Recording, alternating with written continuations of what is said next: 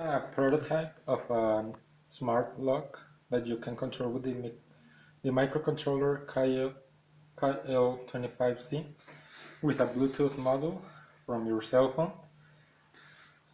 So this is the app we created so we could control the lock.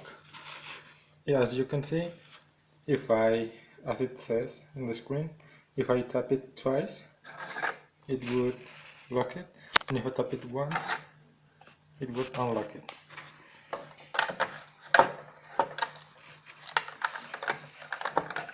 Here we can see the simple movement of the lock.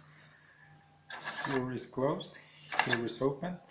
We also have two buttons, so you won't take much longer if you're right at the door.